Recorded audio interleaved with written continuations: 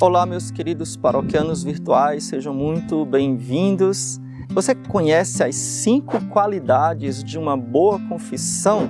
Eu falo muito aqui no meu canal sobre confissão, inclusive se você chegou aqui agora, se inscreva no nosso canal, vejam os muitos vídeos que eu tenho sobre formação católica, uma catequese simples para você. E hoje eu queria comentar sobre essas 5 qualidades da confissão. Talvez você já tenha ouvido falar, talvez não, mas eu peço que me acompanhe até o fim, porque você vai gostar.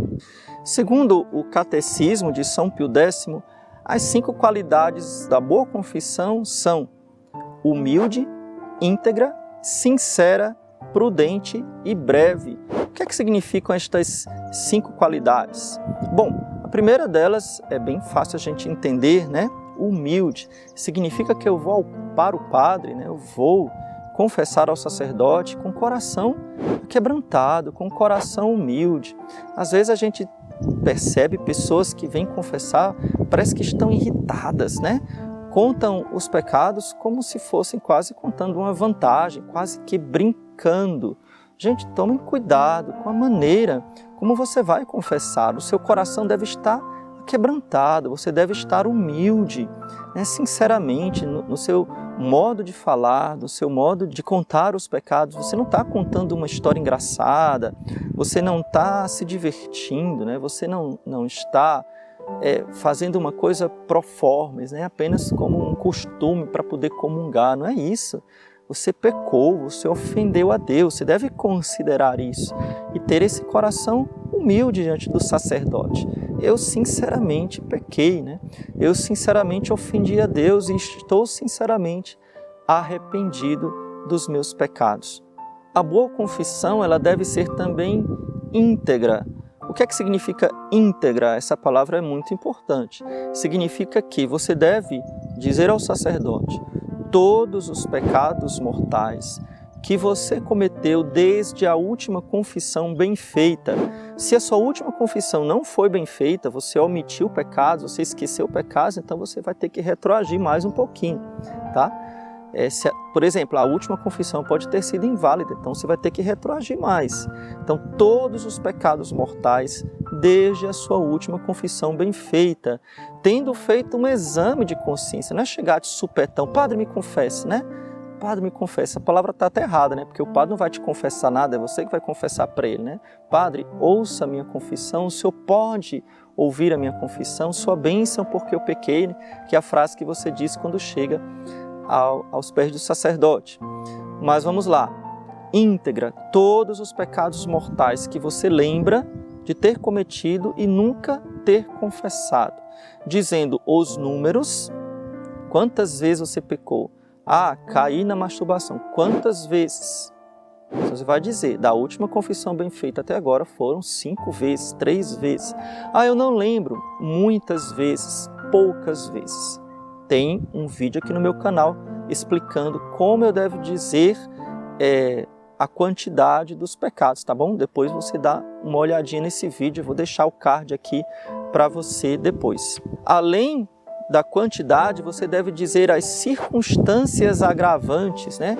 Quais são as circunstâncias que agravaram aquele pecado? Segundo a sua consciência. Padre, o que são as circunstâncias agravantes? O que são os agravantes? Eu já também falei sobre isso aqui, mas eu vou repetir brevemente. São aquelas circunstâncias que mudam a qualidade do seu pecado, que tornam um pecado de venial a mortal, ou que tornam um pecado um duplo pecado, né? Padre, por exemplo, qual seria um pecado que, dependendo das circunstâncias, se tornaria um pecado de venial a mortal? Eu gosto muito de usar o exemplo da latinha de doce vazia, né?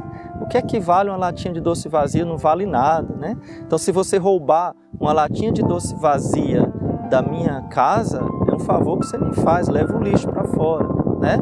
Mas, se você roubar a latinha de doce do mendigo cego que está na esquina, onde ele recebe as moedinhas que as pessoas colocam, é um pecado mortal. Porque a circunstância mudou o pecado de venial e tornou mortal. Entendeu? A circunstância que muda o pecado. Um outro exemplo é quando duplica, né? Então, se você roubou, eu gosto muito de usar esse exemplo também, né? Você roubou um cálice, você cometeu 2 pecados. Você cometeu o pecado do roubo, você cometeu o pecado do sacrilégio. Então, dependendo de com quem você cometeu o pecado, se você diz um palavrão no futebol, foi pecado, mas não é um pecado mortal. Agora, se você diz um palavrão com a sua mãe, você merece apanhar, né? E é claro que é um pecado grave, porque é uma grave falta de respeito, né? Você xingou a sua mãe, você xingou o seu pai, né? Você xingou, sei lá, o Papa, o padre, né? São as autoridades constituídas por Deus. Então é grave, ok? Então, a integridade da confissão, todos os pecados mortais, que você lembra de tê-los cometido, de ter cometido e não tê-los confessado, e com os números, quantas vezes você cometeu aquele pecado e as circunstâncias agravantes, como eu acabei de explicar. Uma outra qualidade da boa confissão é ela ser sincera. A sinceridade consiste em você dizer os pecados como eles são. Então, sem fingir, sem dissimular, sem dar a voltinha, padre, eu fiz isso. Diga o que você fez, sem contar histórias, né? Diga o que você fez. Não tente desculpar, não, mas é porque... Aí você começa a dizer várias circunstâncias para poder lhe desculpar. Não diga, tá bom? Padre, eu fiz isso, isso e isso, estou sinceramente arrependido. Nós, padres, somos acostumados a ouvir pecados, nós não vamos nos escandalizar, nós também somos pecadores, nós também pecamos, né? Eu sei que é difícil, mas vejam, se isso ajuda você... Hoje, né, quando eu estou gravando esse vídeo, eu tenho 18 anos de padre. Daqui a alguns meses eu vou fazer 19 anos de padre. Imagina o que eu já não ouvi na confissão. Você acha que eu vou me escandalizar com o seu pecado? Não, né? Então, diga os pecados como eles são, sem contar histórias, sem dissimular, sem tentar botar panos quentes, né? Seja sincero na sua acusação. Uma outra coisa importante é a prudência. O que é a prudência? Veja bem qual é o linguajar que você fala. Por exemplo, você não vai dizer na confissão, padre, eu disse tal palavrão, aí você repete o palavrão. Eu mandei minha mãe para aquele lugar, aí você diz o palavrão que você disse com a sua mãe, com o seu pai. Né? Não, você vai usar uma linguagem modesta na confissão, né? Pura, uma linguagem casta, uma linguagem prudente. Tá bom? Então, veja bem, claro que Deus conhece os seus pecados, mas o sacerdote não precisa conhecer certos detalhes, tá bom? Especialmente com relação ao 6º mandamento, você vai dizer o nome dos pecados, vai dizer as circunstâncias do pecado, mas você não vai descer em detalhes inconvenientes, né? A forma como você realizou tal e tal pecado é um detalhe inconveniente e desnecessário. Vou dar um exemplo aqui para não ficar muita dúvida, e se você tiver dúvida, coloque aqui nos comentários, tá bom? Então, por exemplo, você caiu no pecado da impureza com uma outra pessoa. Então, você vai chegar para o padre e dizer, padre, eu pequei contra a castidade com uma outra pessoa. Qual seria o agravante desses pecados? Você vai dizer, uma outra pessoa do mesmo sexo, uma outra pessoa menor de idade, isso são agravantes. Pronto. Então, você não vai dizer mais do que isso, ok? Então, eu cometi um pecado, tive uma relação sexual, ou tive atos libidinosos com uma outra pessoa, tá? Você vai dizer se é seu namorado, sua namorada, você vai dizer apenas o agravante. Se for um adultério, você vai dizer, essa outra pessoa era casada, ou eu sou casado, ou eu tenho um compromisso, né? Então, se for um adultério, você vai falar, lembra aquela história lá dos agravantes, né? Então, aquele pecado que muda a natureza, mas não descer em detalhes. Outra coisa muito importante na confissão, não acuse o pecado dos outros. Não acuse o pecado dos outros. A não ser que seja assim, totalmente impossível não acusar, mas evite citar nomes. Então não acuse o pecado dos outros. Porque fulano fez isso, aquilo outro, eu estava com ele na rodinha e acabei pecando também.